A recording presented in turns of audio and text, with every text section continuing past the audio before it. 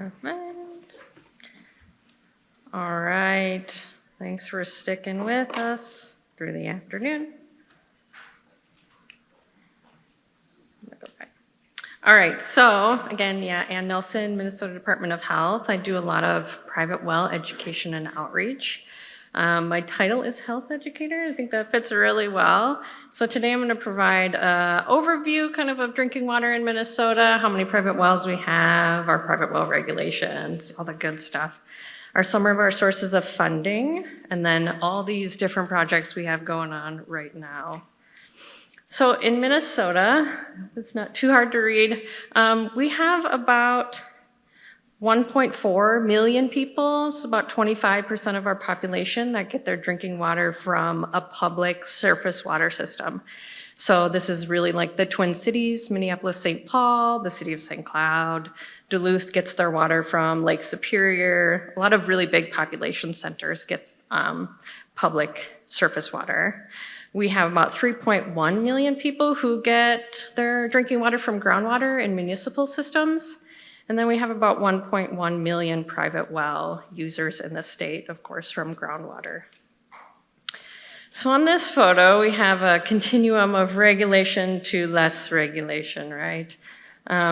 So on the left side, you can see we have cities, towns, assisted living, apartment buildings, really our most heavily regulated systems in the state. And that's close to about 1,000 of those types of systems.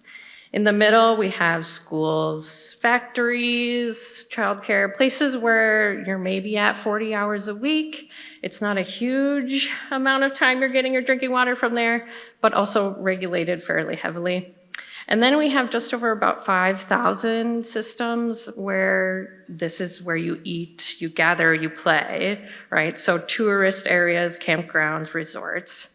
So maybe you're getting a glass of water there, you're maybe there for an hour or a couple days. It's not a huge amount, so of course they only test for those acute contaminants.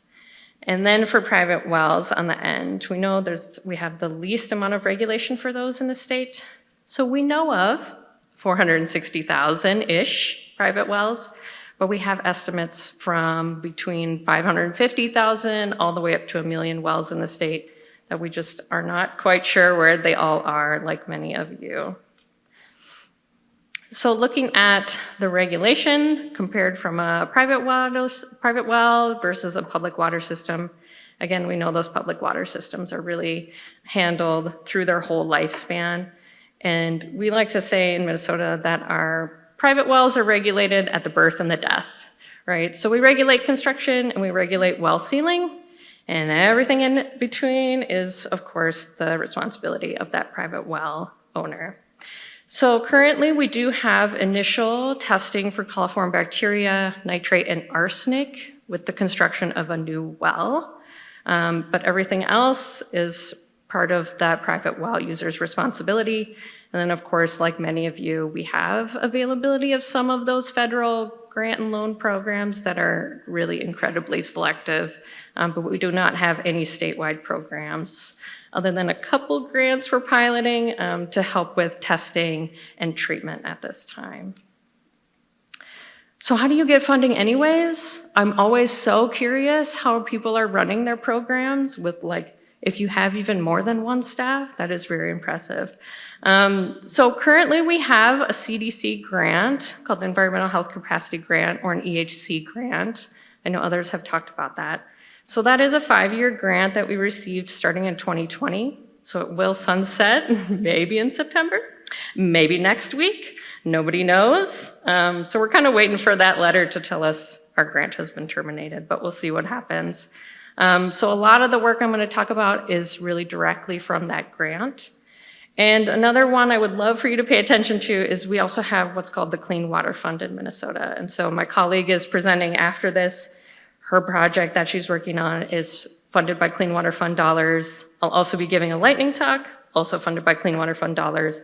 So the Clean Water Fund comes from a sales tax increase that voters approved back in 2008. And that really went towards supporting natural resource projects and the arts and the cultural funds. So that supports our staff time, and we're able to purchase a lot of things with that money and provide grants. So we're incredibly lucky to have that as a resource.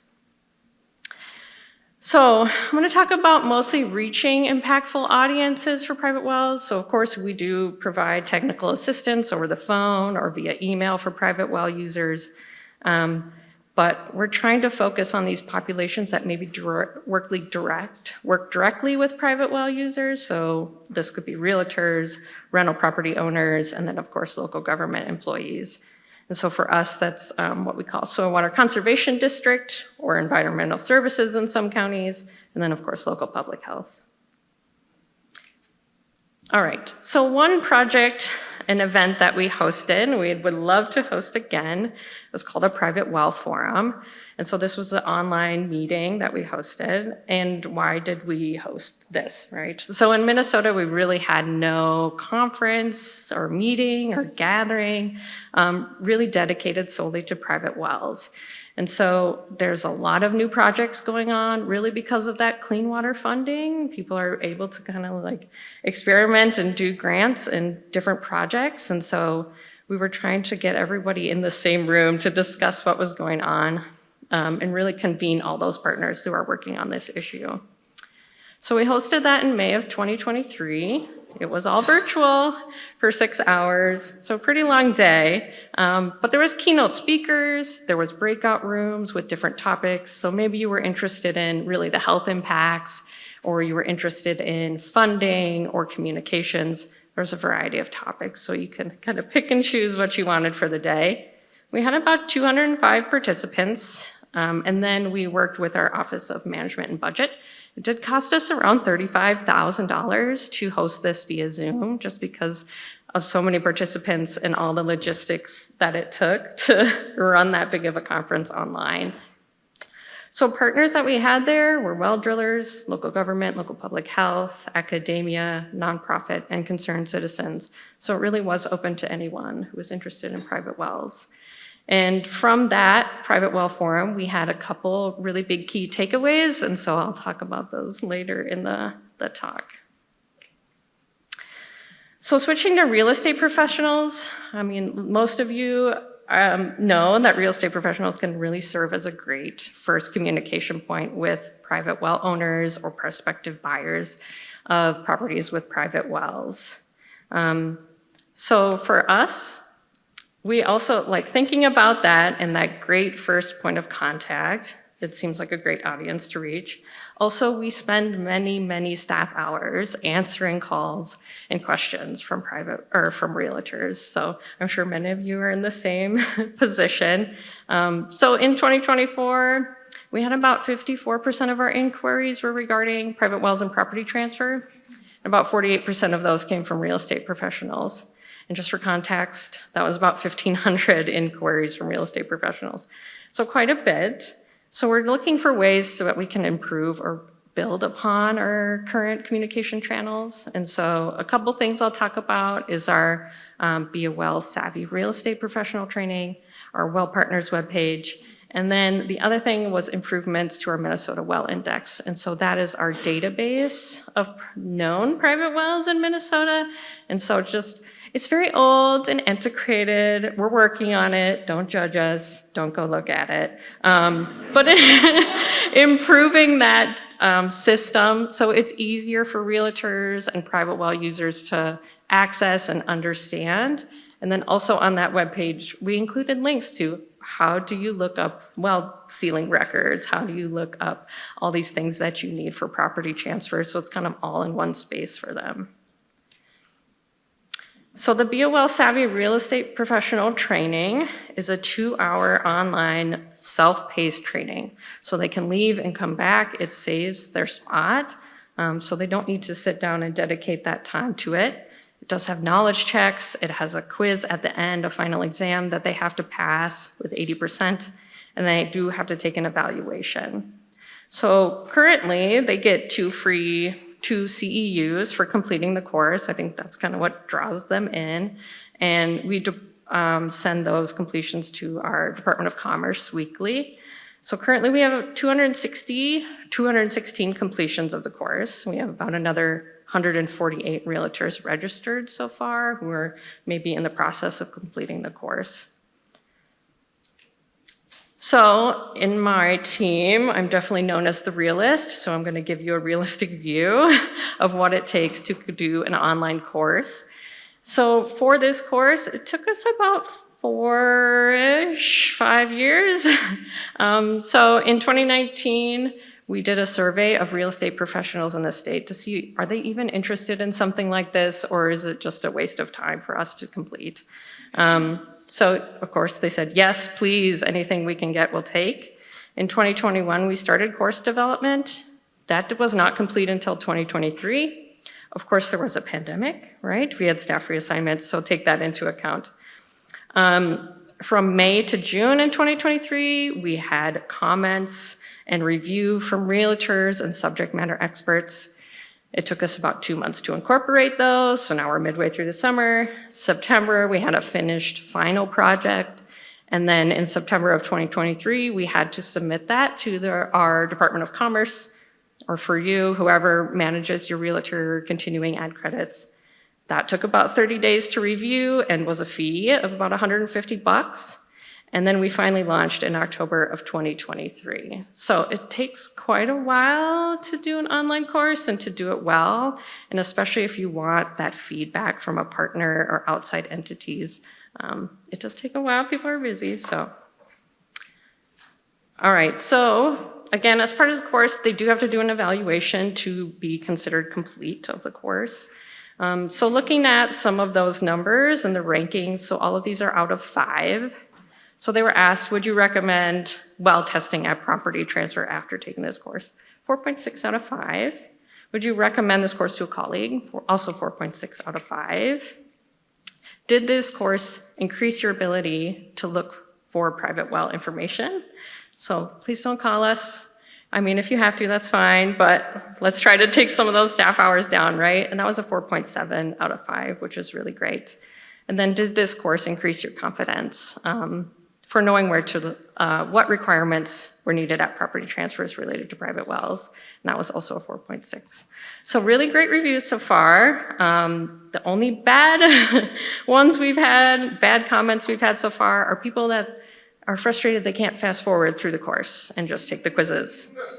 Do we say that in the intro? Yes, we do, but we take what we can get. So we'll take that as the kind of the only thing that people are upset about. All right, so looking at those evaluation results, we also asked what educational materials would be really helpful for you in communicating with your clients about this subject. And so most people said brochures, something I can hand directly to my client. So maybe I don't have to have that information just stuck in my brain, but I can give it to them, it's all there. Videos of like well testing, how to take a test, things like that, how to interpret a test. And then clear web pages, which I know in government is hard for us sometimes. So one thing we have done so far, other than we have updated some web pages, and we do have videos previously from 2018 that we made about how to take a sample, how to interpret a test.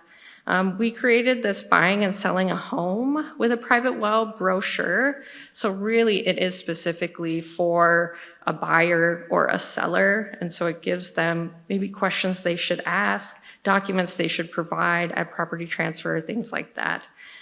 So we've had about 3,000 of those ordered to date, and we released those last fall in October.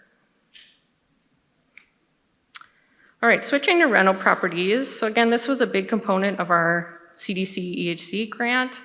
So in Minnesota, rental property owners have no legal responsibility to test or treat in their rental homes. And sometimes we do get calls from renters who are just really disadvantaged in these rental homes that don't have a cooperative landlord, like I'm sure all of you do. So what we proposed for the CDC grant was we wanted to establish a baseline of awareness and current practices in rental properties. We want to collaborate with stakeholders to identify ways to ensure rental housing is safe, has safe water, develop outreach materials for property owners, provide draft languages for ordinances and landlord-tenant agreements. So we'll talk about those more in depth And then, of course, continue to provide technical assistance to renters. So for the draft language, the first bullet point really is about providing example ordinance language or policies for local governments to take and implement. So when we put together this grant, we thought, we're just gonna write our own ordinance language and it'll be super cool. Legal was not on board with that. So we could not do that. So we had a couple interns through the National Environmental Public Health internship program. They researched different ordinance languages and laws, policies around the US that were related to this. There is not a lot, but sometimes you can find things that are pretty tangential that may work for that situation. So we had about a 12-page document of different ordinance languages in Minnesota and throughout the US that we highlighted a few that may work for people, and we sent that document out to all of the county commissioners in the state. So currently we have about 2 counties that have asked for more information about this and some data around private wells so they can push this along in their counties. So we're making progress. We're very excited about that. The next one is to send out or create example text options for tenant-landlord agreements, which would include who's responsible for testing, who's responsible for treating in that home, what is the testing schedule, and who will pay for any of those treatment or testing if necessary. And so we have a AmeriCorps member working with us currently who has worked up some of that language, created a web page for us. That is in legal review as well. We don't want to say anything that we can't take back, so just doing our due diligence. So hopefully this summer we'll be able to post that online and send it out to our local governments. Alrighty, so I'm going to switch to kind of local government, a smattering of other small projects that we have going on. So we're currently developing a local government online training for private wells. And this really is meant for people who work directly with private well users at the county level or at the township level or anything like that. Again, this is also self-paced, around 2 hours long, free of charge. Hopefully have it online by the summer. We're just waiting on a couple more things to wrap that up. So in there is topics like well construction in Minnesota, testing guidance, where to find some resources, how to communicate about private wells, and then a couple other new fancy topics like how's climate change impacting private wells, and then emerging concerns or emerging contaminants of concerns as well. And then our Well Partners webpage. Sorry, the QR code did not work. It definitely worked last month.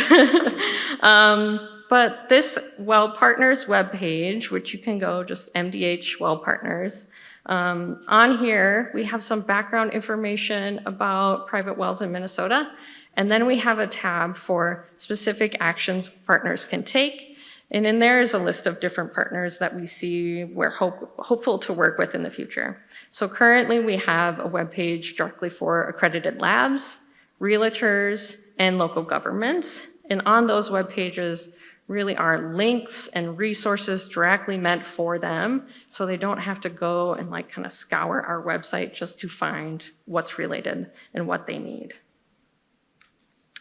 Another thing we're trying out is a SharePoint site for our local partners.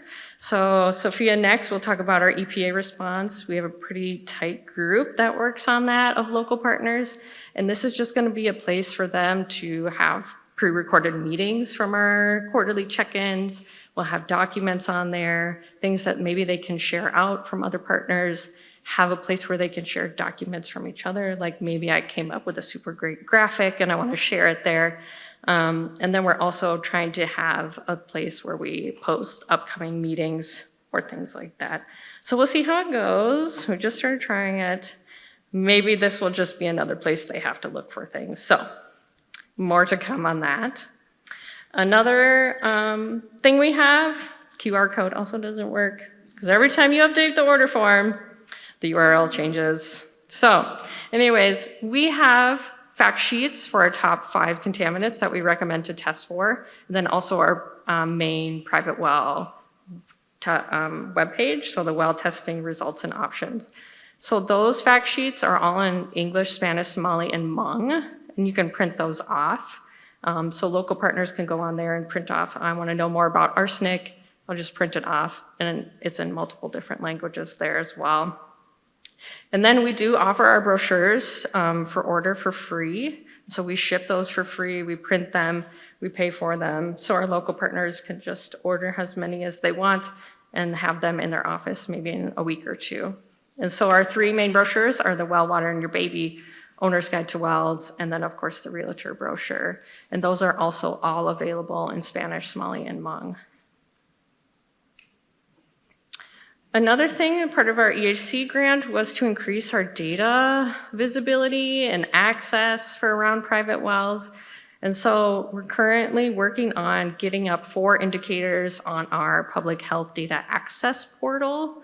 And so those indicators are home on private wells, risk of nitrate contamination for wells, arsenic concentrations, and then flood hazard areas for private wells. So that is hopefully launching this summer. We're very excited about it. I think it's been a long time coming. So more to look for that. That data really will be at a census tract or a township level, but it's fairly small areas in Minnesota. And then a couple additional projects really that came from that private well forum.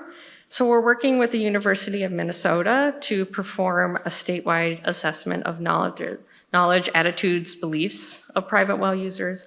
So these surveys are going out, they're paper surveys, they're mailing about 4,000 of them to different areas of the state. And it's about 3 pages of questions, and it's pretty detailed of like, how much do you know about your private well? When's the last time you tested? Do you have treatment? Things like that. But also like, what are the barriers for you to accessing some of these resources or testing or things like that? So those results are coming in. We'll hopefully have a report by late fall, early winter. So we're very excited about that, and that'll really guide our future work. And then another thing is we are working with the University of Minnesota Extension to develop a peer learning network or a private well testing network. We'll see how it goes. So the extension educator we're working with just started in December. We're very excited to see where it goes and to expand our reach. So I'm gonna switch to some tools that we use. I know a lot of states or counties just don't have a lot of funding, and maybe you don't have a communications background. So I have a background in soil science and agronomy, not communications. So a few tools that I really like, and one is Adobe Captivate. And so this is what we use for our online trainings.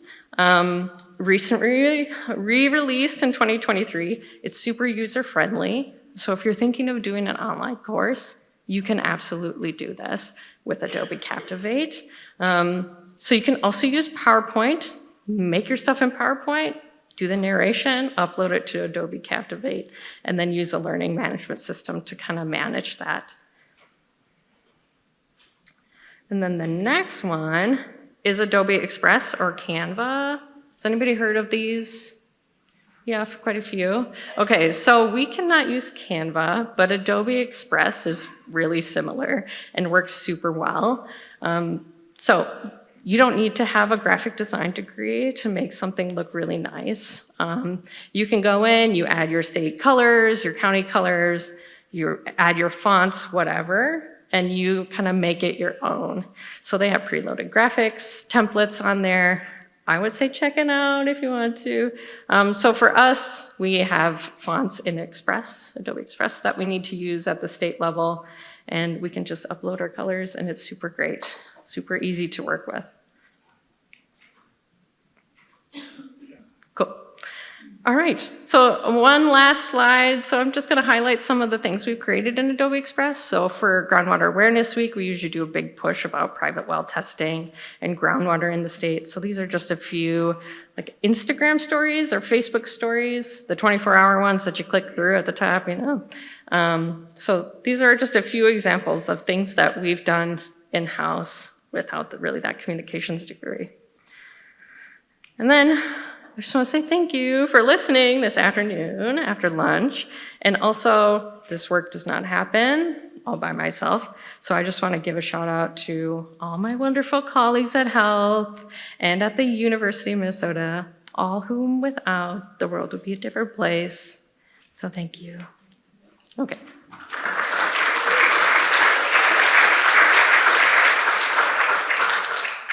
Can realtors outside of Minnesota get CEUs from the Well Savvy training? Great question. So I would say no. They can absolutely take it, but different states have different requirements and different departments that report CEUs. So you would have to register it in your state and report those completions to your state. But that's a great question. When did testing become required for new wells in Minnesota, and I've lost it. Oh, is well testing required during property transfers? So great question. So we had bacteria was always required since '74. We started requiring nitrate in 1992, and we started requiring arsenic in 2008. So we have different varying levels of data throughout the years. Is it required at property transfer? Only in one county, who's actually present here today. Yeah, Dakota County. So that we only have one county who requires it at property transfer. Why the decision for language translation choices? Do we have large, Somali, and Hmong? Yes. So English, Somali, Spanish, and Hmong are our 4 major top spoken languages in the US. We do have a pretty large Somali community in several parts of the state, and then there's a very large Hmong community really in the Southwest metro. Great question. How do you get realtors to buy into the training? Is it required for licensing? Do you charge realtors? So we don't charge, but they are required to get a certain amount of CEUs per year through our Department of Commerce. And this is just 2 free CEUs that they can get instead of having to pay for it. So I think that's how we get the buy-in. Is a private well forum an annual event? We would love for it to be. That's in our work plan. So we've had a bit of a hiccup with some EPA work, and a petition and some directives from the EPA that really have been tying up our time, which Sophia's going to talk about. So we're hoping to get back to it. We have a budget for it. It's just the staff time that's really holding us back from that. Are landlords in the state responsible for reporting previously recorded detections of contaminants such as lead and radon? Other states are required to do so. So I'm unsure of radon. I know we just had some sort of legislation passed about radon in rental properties, so I'm assuming that now they have to disclose those results. However, there is nothing related to drinking water and private wells and water quality that landlords have to report to their renters in Minnesota. I think I'll leave it there. Thank you very much.